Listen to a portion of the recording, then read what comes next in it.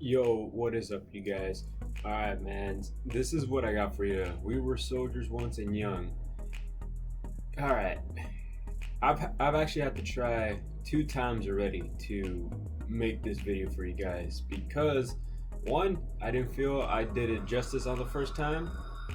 Excuse the coffee maker. We gotta get our black coffee on, and if you guys are fans of The Simpsons, I like they're okay show, but what you got? If I can remember, put the link down later on. Go ahead and get you some cool stuff like this from Cat Lady Products. It's a friend of my wife's, and she makes freaking pretty badass decals. Check it out. You know what I'm saying? I mean, it's pretty dope as hell. You know what I'm saying? Anyway, the first try to make this video, I felt like I wasn't doing my part to explain it all to you guys. You know what I'm saying? And I'll be honest with you guys, it was a long read, and there's like so much to dissect.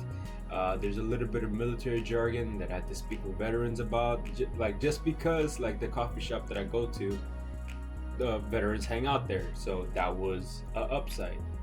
But like anything else, when it comes to a book with language not in the know, it can get a little complicated. So one of my best one of my best attempts to try to figure out how can I put together this video. It's simple. If you've seen the movie, read this book. If you haven't seen the movie, read this book first and then watch the movie We Were Soldiers. Why? Because the book gives you so much more, and like it's kind of been like a common sense, I guess, that the books will always give you more due to the fact that you can use your own imagination. I mean, my best example will probably be Twilight. I've never seen all of Twilight. I don't remember watching much of it, and I definitely never read their books either. I just knew that they were a thing. You know, in middle school that was kind of a thing. Those two teams. I don't remember which they were, but that's kind of like the better example that I have, because I don't know who's gonna come across this video, and I don't want to ruin the book for you guys, and I don't want to ruin the movie for you guys either, because I feel like everything that I tried to do in the first attempt to make this video for you guys, I felt I gave away too much, and I felt that I left you guys in confusion after watching the video back. And then on the second attempt, I just felt that like, oh man, it's like we're going in circles. I'm blue balling you guys a whole lot, and I'm kind of like going on small tangents, and I don't want that. I don't want that for you guys, So, like, to kind of put it all in a nutshell, man, I really enjoyed the book. I really did. There were some moments where they pulled at your heartstrings. There were some moments that were just kind of, I had to read back a few times just to get a full grasp of the idea. And one thing that made me kind of go at a slower pace was the fact that this is an era that I was nowhere near born into. I was born in the 90s, and this was a long time ago, and it was one of those things where okay, cool, I had to understand the terminology and figure out why certain things. I don't want to jump into it because I feel like I'll get into a tangent. I really did feel like I had to kind of slow it down and actually read the book, not hang on to every word, because some things are pretty they're not misleading or anything like that.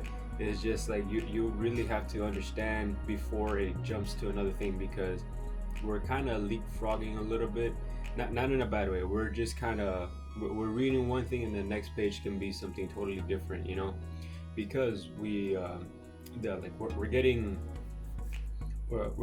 like almost like two different stories. Because if you've seen the movie, we get the Battle of Irang Valley. We get that, and we also get the reporter Joe Galloway is when he was with them. He wasn't stationed with them. He wasn't a soldier. None of that stuff. He was just with them doing a job. And then we have a continuation. If you ever seen the movie, at the end of the movie, it tells you kind of like, Moore went ahead and he kept fighting for about another year. So I'll just leave it at that for you guys to pick it up and read, because it was one of those books where, like, okay, we're taking, because I've seen the movie a handful of times, and we're kind of taken out of that, and then it's like we're having a continuation. And I thought it was pretty cool that they gave us that, and they gave us way much more. I mean, so much more. There's sad moments in there, obviously, because it's war, but they quoted a guy named Hermes, where he's spoken in Latin, and I had to go ahead and find it out in English, and it easily just translates to, like, war is only glamorous to those who haven't experienced it. I don't remember the whole quote in Latin, because when's the last time you ever spoke Latin? But still though, man, I would recommend to because like there was like some parts where I feel like I would recommend this book to these people that I'm about to talk to, about people that don't really understand war. They never experienced it, and most generally, if you really do feel that you have to blame soldiers for going in combat zones or whatnot, this is probably like one book that you can read to get an understanding. And I don't want to go on a tangent of why, but I'm pretty sure the book itself will explain to you, like your preconceived notions about soldiers and war. I feel like I'll get into a tangent if I explain it to you guys here. But all in all, it was a good book, great movie, and I'm so glad I picked it up at pure random. I was just hanging out at Barnes and Noble, and I just found it. I was like, okay, cool. I didn't from the depiction, I didn't really read this particular part where it says, Lieutenant General Hal Moore and Joseph Galloway. I didn't read that part. I just kind of saw like the background. I thought it was like kind of Vietnam book. Vietnam was way before my time, so I had to. I just went at it blind, and then in my head I was like, okay, why does that ring a bell? And then it's we were soldiers, and then it turns out it's actually has a little bit of a depiction of of Hal Moore, Joe Galloway's experience, and then the continuation, almost like out of the movie, the continuation of what happened afterwards, after the Battle of Hydrang Valley.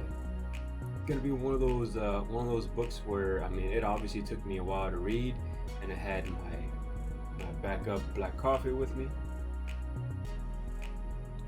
and it definitely and it was pretty cool. I was able to kind of converse with veterans, and I didn't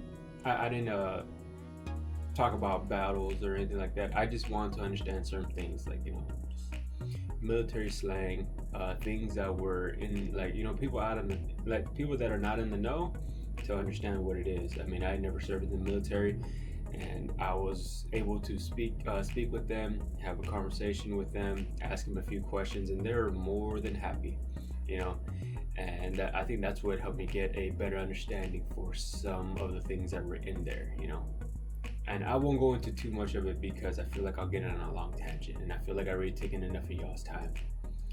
So thank you guys for tuning in.